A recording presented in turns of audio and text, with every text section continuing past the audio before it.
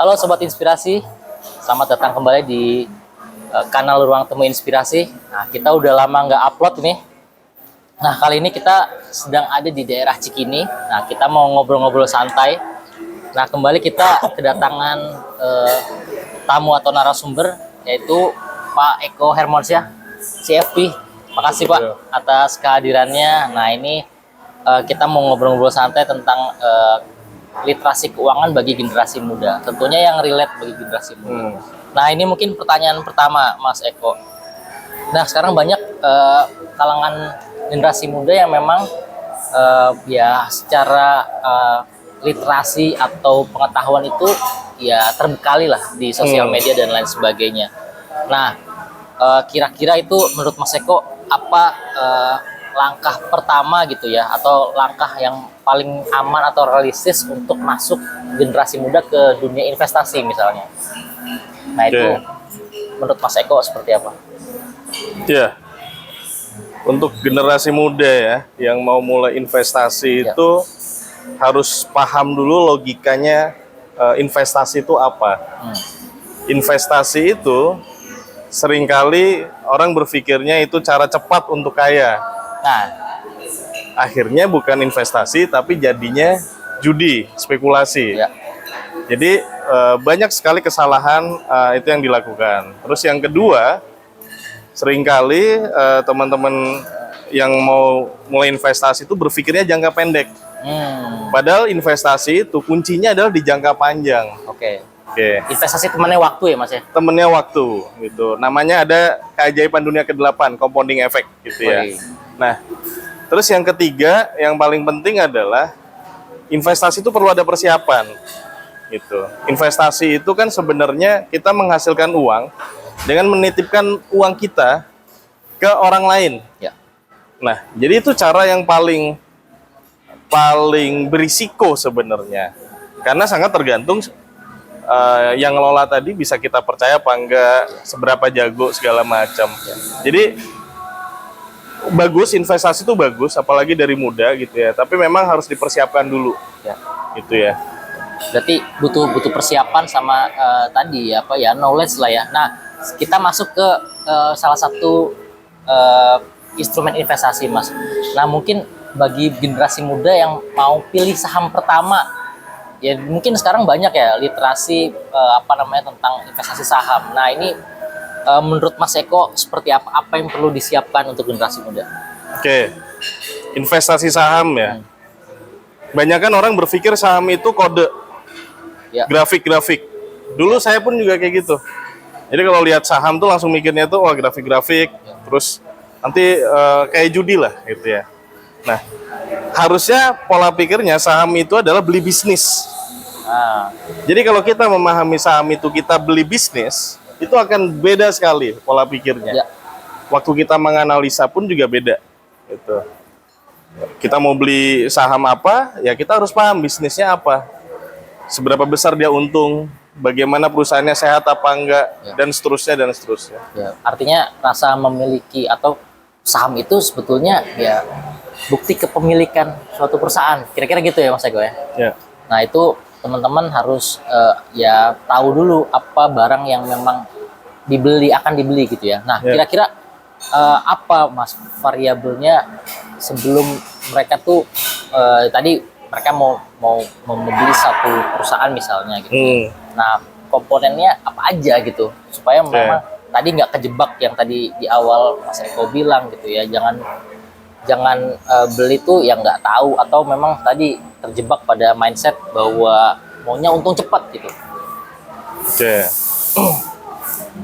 Jadi karena filosofinya saham itu beli bisnis ya, otomatis kita juga variabel yang harus diperhatikan itu ya variabel bisnis.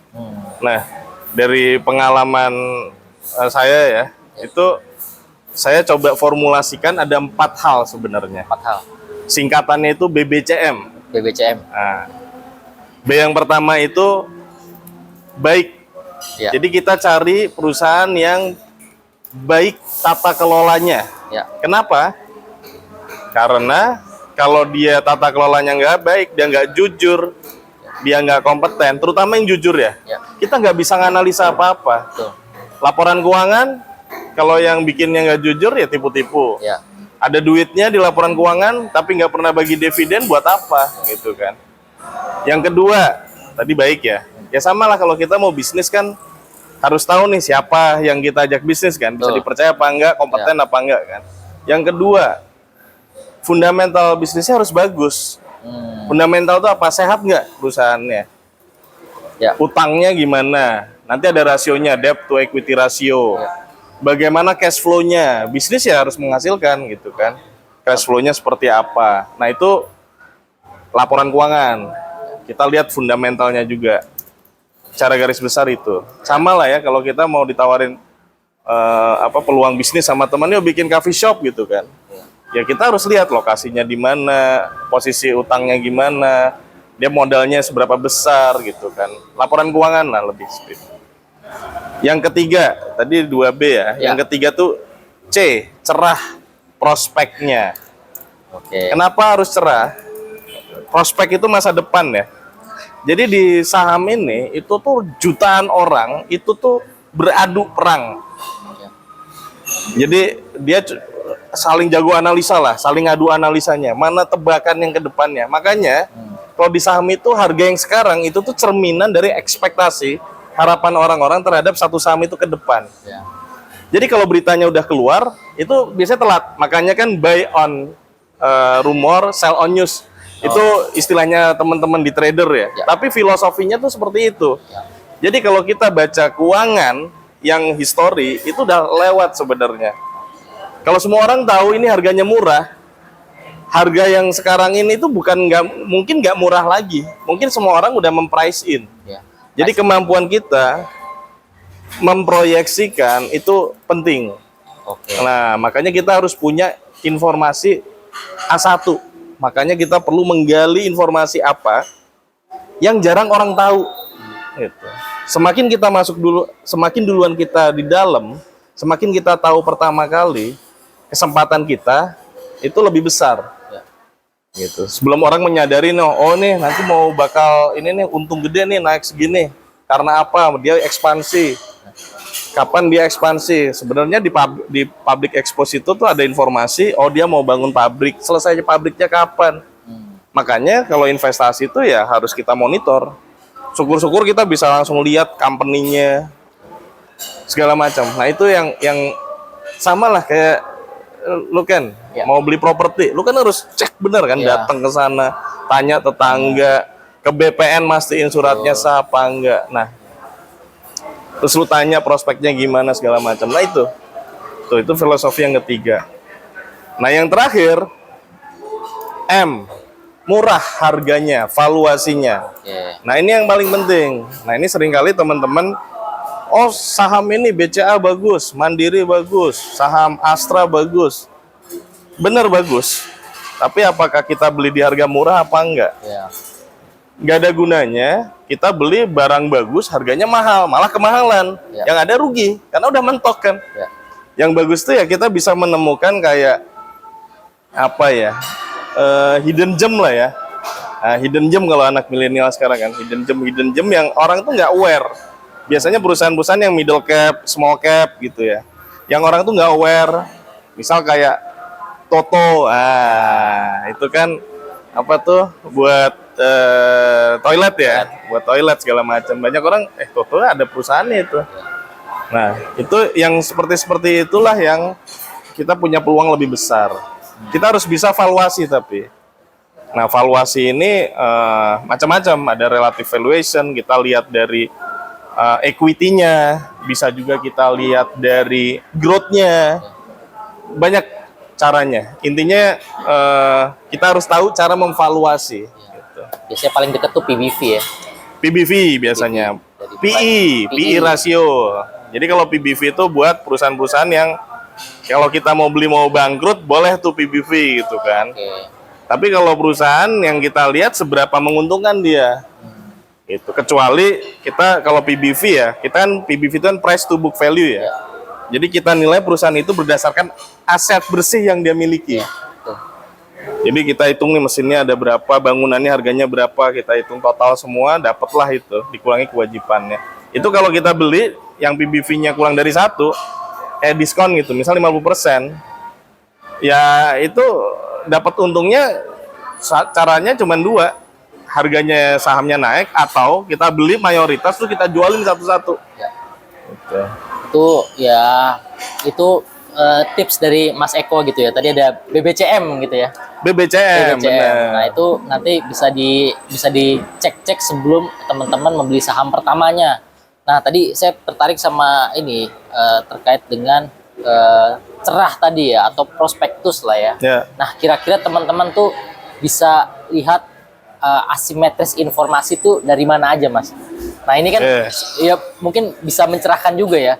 Nggak cuman dari berita atau rumors, mungkin bisa dari laporan keuangan tadi dan lain sebagainya. Nah, itu tips Mas Eko terkait prospektus dari suatu saham tuh yang dianggap bahwa itu wah ini ya tadi hidden gem nih gitu. Kayak apa, Mas? Iya. Kita tahu informasi A1 itu adalah informasi yang kita ada di bidang itu. Jadi teman-teman, kalau misalkan mau cari saham-saham, saya mau beli saham apa nih, sektor apa, carilah saham yang teman-teman pahami. Ya. Bisnisnya seperti apa. Alias teman-teman misal kerjanya, misal di industri keuangan, ya udah cari aja saham keuangan.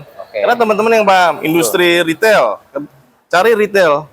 Karena apa? Karena kalau teman-teman nih, misal kerja di, anggaplah di ini ya, industri retail, kayak coffee shop kayak gini lah ya, misalkan kayak Fore lah, kan ada tuh Fore. Kalau teman-teman pemilik coffee shop pasti tahu nih penjualan kopi gimana, harga kopi hari per hari, leading indikator kan. Makanya ada istilah leading indikator. Jadi data awal itu kita udah tahu duluan. Karena laporan keuangan itu kan ada lag tiap 3 bulan kan? Ya, 3 bulan. Bayangin kalau kita tahu bulan ini itu penjualan kopi berapa. Ya. Nanti tercermin di, misalkan ini sekarang bulan apa? Juni ya? Nah, apa misal Juli, nanti tercermin di September kan? Ya. Kita udah masuk duluan sebelum orang tahu, ini harga kopi naik nih. Oh, gitu. Okay. Nah, itu juga informasinya bisa diperoleh di bursa ya, Mas ya. Jadi sebelum rilis itu sebelum rilis itu angka gitu ya, kita udah tahu prospektusnya. Ternyata pas muncul di beberapa hari sebelumnya itu, ya itu bisa price in duluan gitu. Kita bisa masuk duluan ya, bukan prospektus kali ya, tapi lebih kayak data-data yang mempengaruhi keuntungan si perusahaan ini. Ya. Misalkan Kenji tahu nih. Misal Kenji tinggal di Tangsel gitu ya, ada satu perusahaan properti, dia udah listing gitu kan. Terus Kenji tiap hari lewat situ, kok kayaknya ini banyak pembangunan. Ya. Terus besoknya Kenji tanya gitu, ya nih Pak, lagi digenjot soalnya banyak laku gitu. Oh, itu peluang tuh, itu info A1 tuh kayak gitu sebenarnya. Jadi kita cari yang punya prospek. Nah, itu yang pertama ya. Yang kedua, yang paling penting ya kita harus tahu makroekonomi. Makroekonomi itu kondisi ekonomi sekarang seperti apa. Kalau properti itu untungnya adalah kita harus paham nih, orang mau beli properti karena apa. Belinya pakai uang cash atau pakai kredit. Kan pakai kredit tuh. Apa yang mempengaruhi orang mau kredit? Suku bunga. Sekarang suku bunga gimana, relatif tinggi apa relatif rendah? Ke depan seperti apa? Nah, hal-hal seperti itulah yang harus kita pahami gitu.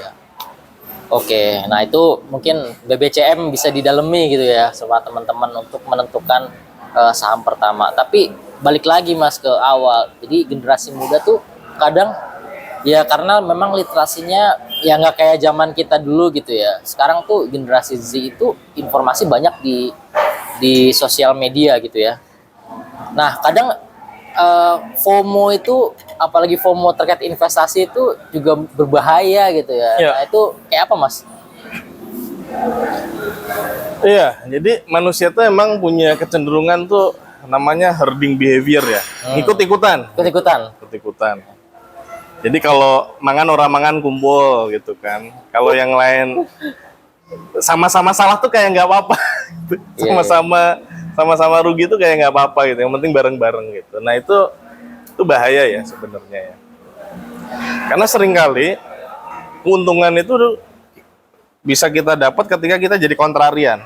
Hmm. Jadi mayoritas kemana, kita malah sebaliknya. Mayoritas jual, kita malah beli. Ya, ya. Mayoritas beli, kita malah jual. Ya, itu ya ini ada yang bilang gini, ya di tengah kesempitan ada keuntungan. Mungkin mereka lagi sempit, malah ada lagi yang untung gitu. Bener. Ya, yang lain ikut-ikutan, ya ternyata itu jadi momentum buat ya para pelaku pasar gitu atau bandar-bandar yang memang ya sengaja menciptakan FOMO itu. Makanya tadi BBCM itu teman-teman harus dikuasai gitu ya. Nah itu mungkin apa namanya tips dari Mas Eko. Nah mungkin ini Mas, ini relate buat generasi muda yang memang ya dikatakan hidupnya pas-pasan juga bilangnya iya, terus juga enggak pun ya kayaknya sih enggak juga gitu ya. Nah kalau misalnya investasi saham itu modalnya dari misalnya 500.000 atau 1 juta misalnya per bulan gitu. Nah itu menurut Mas Eko gimana? Beli saham tapi nyicil gitu. Menurutku ini ya, itu banyak ada yang bilang ya, katanya oh kalau investasi harus nunggu modalnya gede dulu, harus kaya dulu baru invest, karena nanti nggak ngefek. Salah itu. Yang bener itu investasi itu semakin kita mulai semakin awal, itu compoundingnya tuh luar biasa. Albert Einstein pernah bilang, keajaiban dunia ke-8 adalah compounding interest. Compounding interest. Jadi bunga berbunga. Contoh kayak gini, kalau secara matematika ya, kita punya aset dan aset kita itu bertumbuh, let's say 25% tiap tahun, itu selama 3 tahun itu aset kita tuh double, jadi 2 kali lipat. Ya, rule of 72. Bener, rule of 72. Jadi aturannya itu, rule of 72 itu adalah misalkan tiap tahun aset kita itu tumbuh 72%, itu tahun-tahun berikutnya adalah dia double gitu. Nah, tadi misalkan 1 juta tiap bulan ya. Ini 1 juta pertama aja ya. 1 juta pertama itu misalkan dia bisa tumbuh 25%, 72 bagi 25 kan kurang dari 3 ya. Berarti kurang dari 3 tahun dia akan double. Dia tuh butuh dari 1 juta jadi 1 miliar, 1,024 miliar itu dalam waktu 10-30 tahun. Ya. Kenji misal sekarang umur let's say 32. 30 tahun lagi 62, dengan 1 juta sekarang habis itu nggak invest lagi ya. Tapi Kenji itu jago investasinya, bisa menemukan saham-saham yang punya growth pertumbuhan 25%. Ya. Itu 1 juta itu bakal jadi 1 miliar umur 62 tahun. Bayangin kalau Kenji gedein deh. Ya. Jadi tiap bulan 1 juta tadi kan. 1 juta kali 12 juta. 12 juta alias berapa? 12 miliar. Itu bisa buat ya pensiun dan hidup bisa iya. Dan kita kan kita nggak grow ya. Penghasilan kita nggak nambah-nambah gitu kan. Gitu. Ya, jadi biasanya sih ini inflasi hidupnya yang naik, tapi investasinya yang enggak. Rata-rata kayak gitu sih. Sama yang jelas pengalaman kita itu kalau makin lama umur nambah ya. Kalau kita terus belajar, pengetahuan kita tuh juga compounding. Jadi udah orang itu kalau di saham itu nggak perlu kayak jago harus punya gelar apa, enggak. Kata Warren Buffett itu enggak. Tapi yang penting dia harus terus belajar gitu kan, compounding. Nanti lama-lama intuisinya tuh dapat gitu. Oke. Berarti ini untuk nutup sesi saham Mas, mungkin buat nge-wrap up ya. Checklist untuk generasi muda untuk saham pertamanya. Mungkin tadi bisa diulangin lagi Mas. Ya, jadi filosofinya itu carilah saham yang baik, tata kelolanya bagus, fundamentalnya cerah, prospeknya dan murah harganya. Nah, kok pasti teman-teman pengen tahu konkretnya apa nih gitu kan. Oke. Jadi kalau yang baik itu mau apapun, laporan keuangannya bagus, manajemennya pinter-pinter, nggak ukuran. Yang ukuran kalau buat saya cara yang paling simpel itu adalah dia bagi dividen rutin nggak dan udah cukup lama nggak. Nah itu udah nggak bisa bohong itu. Kalau orang baik itu pasti ngasih gitu aja. Itu cara simpelnya. Jadi itu dia mencerminkan dia baik, bagus. Jelas bagus. Nyatanya dia punya duit cash kan, bisa bagi dividen. Betul. Cerah. Mudah-mudahan kalau ini, karena belum tentu juga. Karena kalau orang bagi dividennya gede, jangan-jangan bisnisnya emang udah nggak mau tumbuh lagi gitu kan. Tapi kan nggak masalah, itu kan kita dapat duit juga. Yang terakhir murah ya, otomatis ya. Ya kita harus cari saham yang dividennya minimal itu secara ini ya, rata-rata ke depannya itu harus di atas suku bunga deposito lah. Ngapain kita invest kalau dapatnya di bawah suku bunga deposito? Atau suku bunga inilah obligasi lah ya. Obligasi, bener kan biasanya lebih tinggi tuh. Tinggi Gitu. sedikit ya. Nah mungkin itu teman-teman yang Itu ya. saham. Nah nanti Kalau untuk bisa- awal-awal dividen dulu deh, dividen play, cari yang rutin minimal 3 tahun atau 5 tahun berturut-turut tuh ngasih rutin dividen. Nanti dihitung nih dividennya ini. Ketika saya beli di harga segini, let's say dividennya anggaplah 20 perak gitu ya. Terus harga sahamnya 100, berarti kan 20% tuh hajar langsung. Hajar langsung. Hajar itu tuh, wah itu udah gurih banget tuh. Nah itu itu aman. aman ya. Nah itu mungkin tips dari Mas Eko terkait saham untuk pemula gitu ya. Tadi dividen pay dulu aja. Terus juga BBCM-nya tadi di dalam nih gitu ya. Ya, nanti sambil berjalan, udah nanti lama-lama kan, pengen yang bigger nih, yang bisa naik 2 kali lipat, 3 kali lipat. Itu seiring waktu, tapi untuk awalan dividen aja. Cari yang dia rutin bagi dividen, kita hitung dividennya berapa. Kalau masuk di atas ori atau sukuk, hajar. Ya.